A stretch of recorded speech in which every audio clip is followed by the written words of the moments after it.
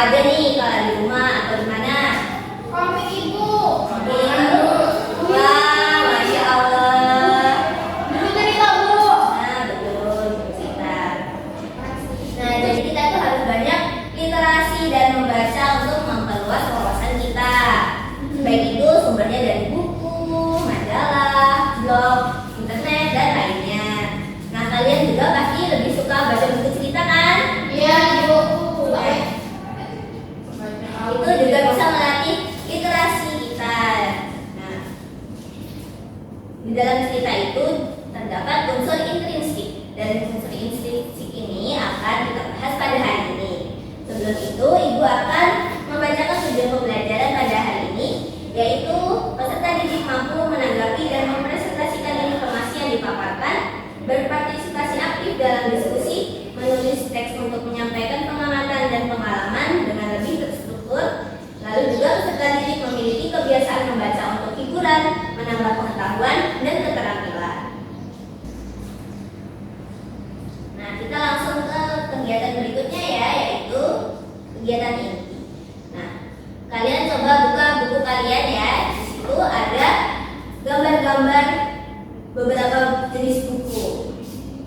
Nah, kalian tahu nggak itu jenis buku apa aja? Kamus. Ya, lalu ada buku apa lagi di situ? Buku cerita. Buku dongeng. Ya. Nah, dan benar ya, ini tadi ada buku pelajaran, kamus, dan buku cerita juga ada. Nah, jenis buku yang akan kita bahas pada hari ini adalah buku cerita, karena hari ini kita akan membahas unsur intrinsik cerita. Nah, setiap cerita yang kalian baca itu memiliki bagian-bagian penting di dalamnya. Nah, bagian-bagian itulah yang disebut unsur intrinsik cerita. Unsur apa tadi namanya? Unsur intrinsik. Nah, di sini Ibu punya scrapbook yang menjadi media pembelajaran pada hari ini. Nah, di sini ada unsur intrinsik. Unsur intrinsik adalah bagian-bagian yang membentuk cerita atau bagian-bagian yang penting yang membentuk cerita.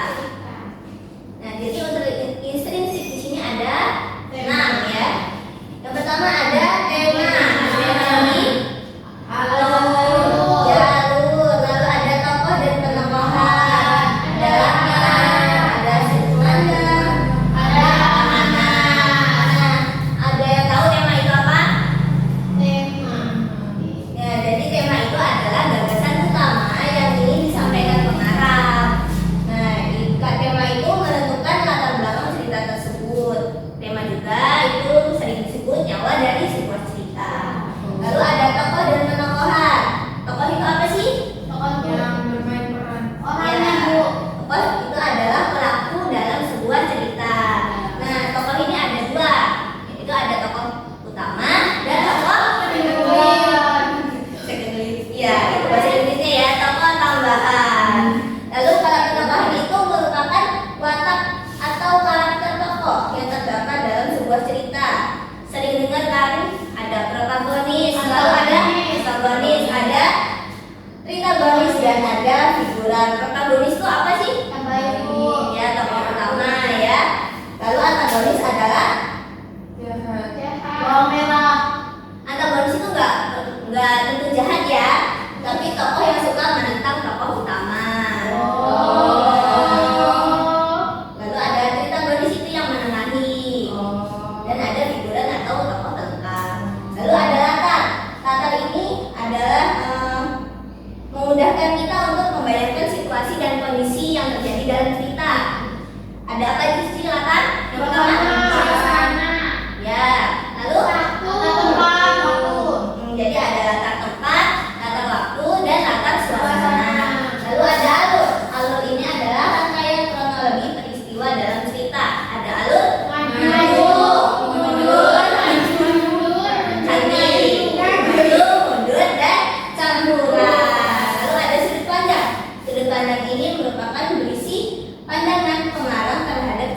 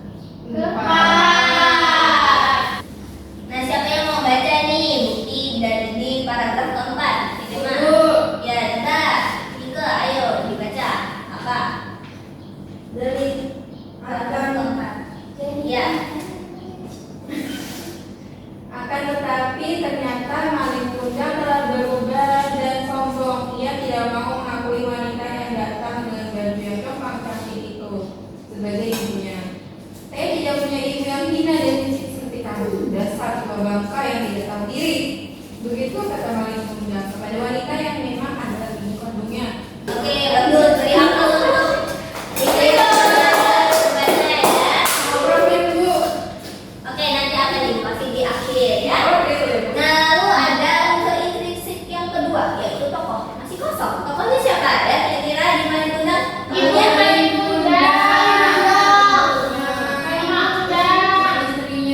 Ya. Ini masih kosong dan ini ada kakaknya. Kakak yang mau maju. Aku. Oke, Sheila. Nanti ya gantian. Ada lagi nanti. Tuh, yang mana tokohnya coba?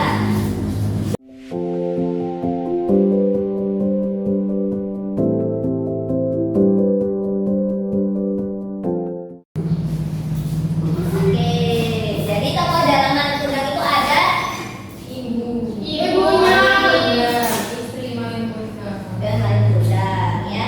Ada Malin Kundang, ibu Malin Kundang dan istri Malin Kundang. Lalu yang ketiga ada penokohan. Malin Kundang itu apa? Penokohannya. Tokohnya. Ya. Dia termasuk protagonis dan antagonis karena dia protagonis itu kan tokoh utama.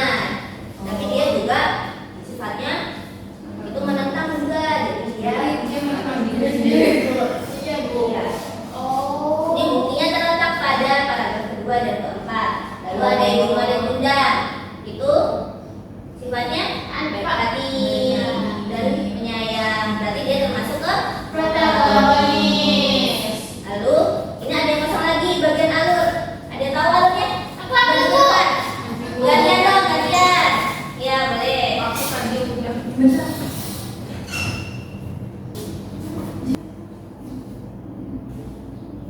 Nah, jadi alurnya apa?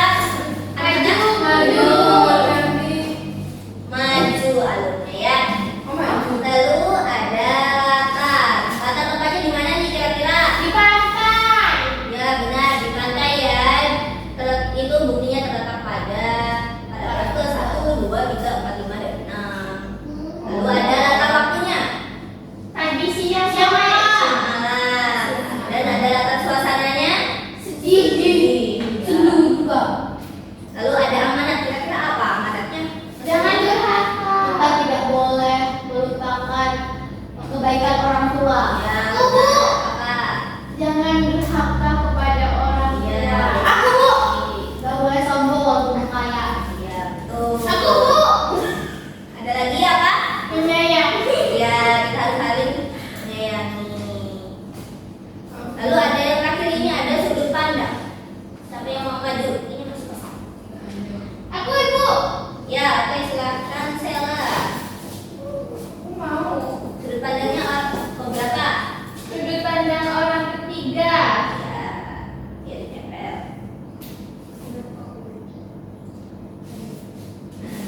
Oke. Saya Nah, sekarang coba kalian buka buku kalian. Di situ ada cerita kelinci kecil dan burung pipit. Nah, Ibu kasih waktu 15 menit untuk kalian membaca dengan seksama cerita tersebut ya. Ya, Bu. Nah, udah selesai semua membacanya? Sudah, Bu. Nah, apa sih isi cerita tersebut? Apa isinya? Tentang si kelinci. Kelinci? Yang Kenapa kelincinya? yang jatuh, Bu, kesandung batu. Ya, itu isinya adalah kelinci yang terluka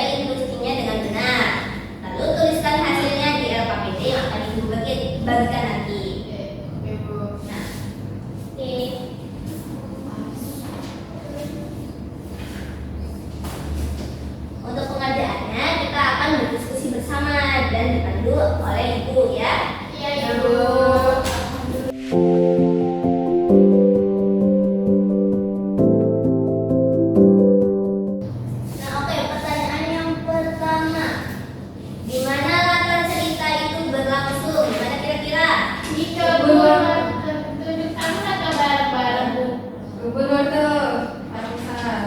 Ya, jadi di mana di Kebun wortel Arusa.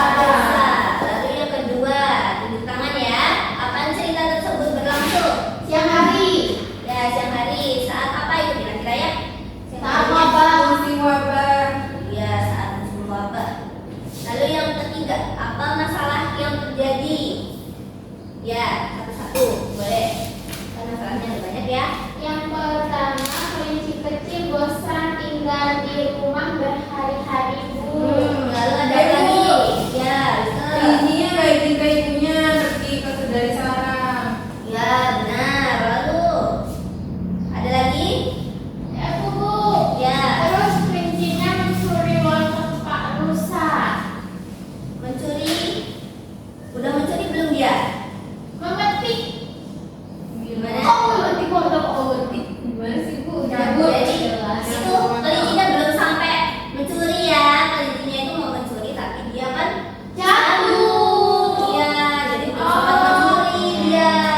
Iya. Tapi niatnya ya dia tidak izin dulu ke Pansa, makanya dia tersandung. Oh, kesakitan. Ya, dan dia kesakitan.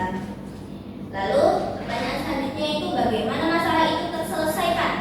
Burung pipit menghampirinya lalu menasehatinya Iya. dengan bijaksana.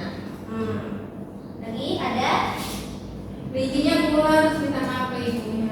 Ya, kenapa dia minta maaf ke ibunya? Karena dia tidak izin ke ibunya pergi. Iya kan nggak boleh begitu juga. Iya. Iya tadi belajar sama ibu. Lalu yang terakhir, apa pesan dari cerita tersebut? Aku. Ya, apa? Itu Bu, kita harus jujur dan patuh terhadap nasihat orang yang lebih tua. Penasihat orang tua kita ya. Ada Ya, Bu. lagi? Ya. Kita saling mengingatkan kalau ada yang salah. Nah, iya benar seperti burung Pipit. yang mengingatkan Kelinci kecil.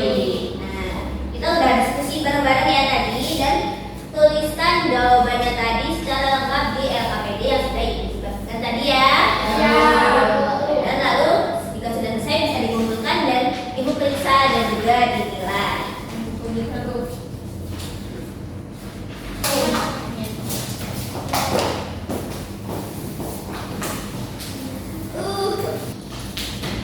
Nah, baiklah. Mari kita simpulkan pembelajaran pada hari ini. Jadi kita tadi belajar apa sih? Belajar unsur intrinsik cerita. Nah, unsur intrinsik ini adalah unsur pembangun dalam sebuah cerita. Nah, unsur intrinsik cerita tadi ada apa aja? Yang pertama ada tema, tokoh, alur, dan sudut Pandang. Jadi ada tema, tokoh-tokohan, alur, latar, amanat, dan sudut pandang. Adakah yang ingin ditanyakan lagi anak-anak? Tidak Ibu. Cukup ya? Apa Bu? Oke, ada di sini makan ya. Sudah siap. Sekarang untuk menutup pembelajaran, mari kita berdoa dulu dan akan dipimpin. Berdoa mulai.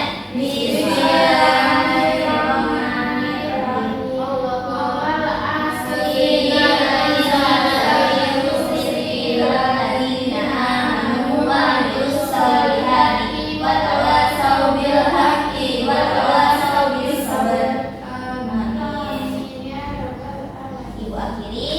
Wassalamualaikum warahmatullahi wabarakatuh. Waalaikumsalam.